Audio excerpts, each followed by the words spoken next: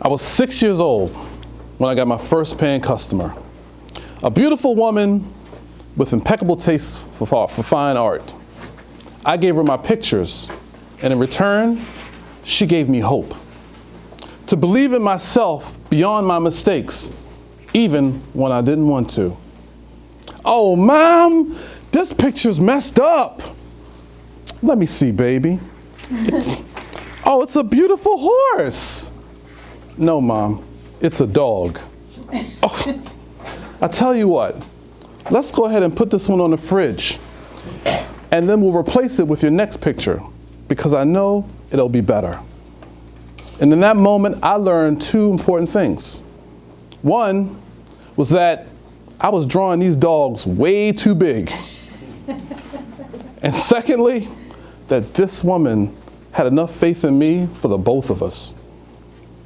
You know, so often in life when we have a mistake, we have a little mishaps, we freeze in our tracks, afraid that our next step will be our last, when all we really need is just a little bit of faith to unlock that inner genius, to give us the resilience to push back, a faith that's sometimes found in the least likely of places. Madam Contest Master, fellow Toastmasters, and honored guests. Now, Jay was no artist.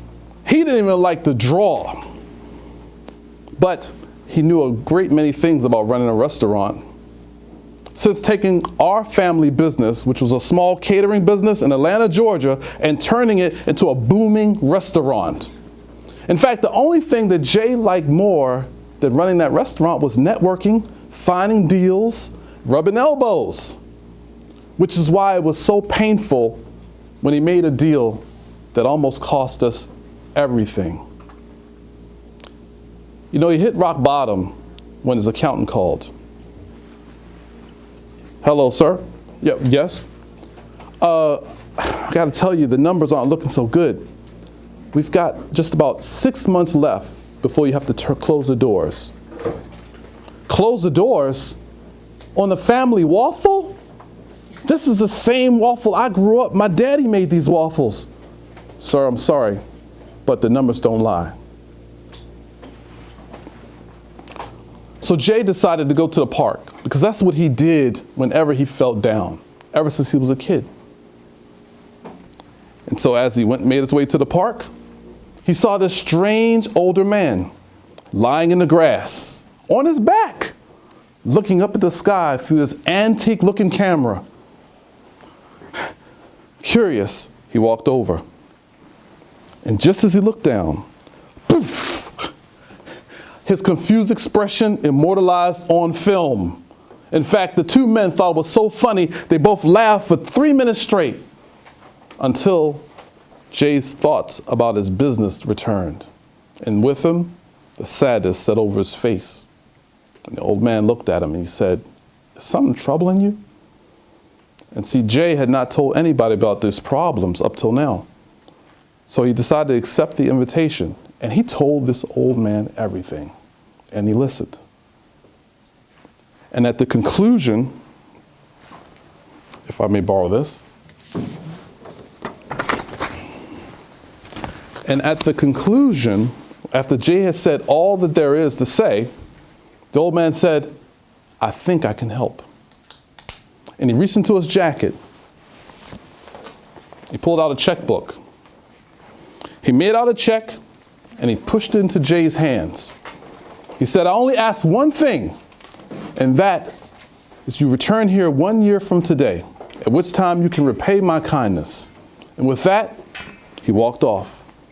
Now Jay was standing here holding this check and he was a bit skeptical. But he saw the signature, Will Cedric.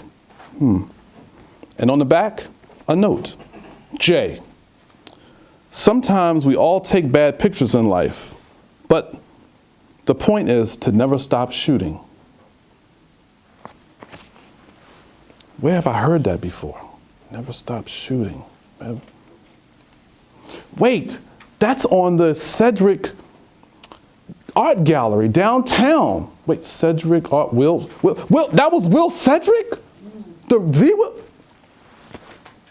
My money problems are over.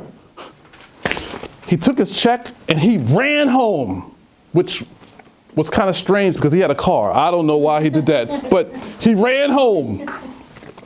But when he got home, he had a change of heart.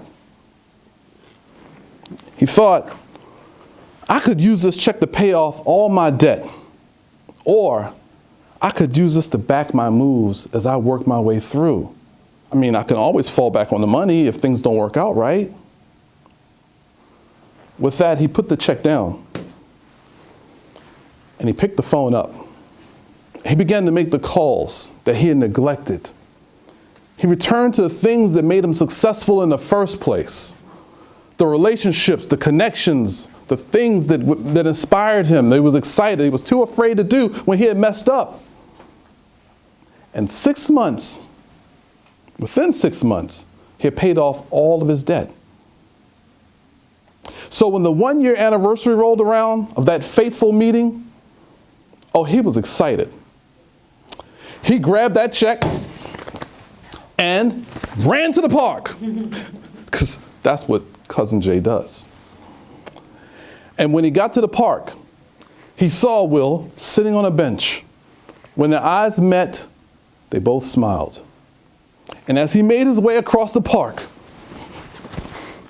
a woman jumped from out of nowhere and grabbed Will by the shoulder. There you are. Now Jay was shocked, but before he could say a word, she looked up and said, I'm sorry, is this man bothering you? See, this is Mr. Smith from the retirement home, and he's been coming to the park telling everyone that he's a famous photographer. And with that, she led him away. Now, Jay stood there, shocked. Man, you mean to tell me that this check is worthless? I've been making moves and saying things I never would have said had I known that that thing was worthless. Oh my God, I can't believe it. But then it occurred to him, maybe it wasn't the money, real or imagined, that made the difference in his business. Maybe what really made the difference was him letting go of fear long enough to believe in himself and then acting on that belief. Ladies and gentlemen, next time you're facing a challenge, something that scares you, I want you to think about that imaginary check that each and every one of you has. Maybe it's in the kitchen counter. Maybe it's in your nightstand. It's that check that you'll never need to cash, because as long as you have a little faith, you'll always have all that you need.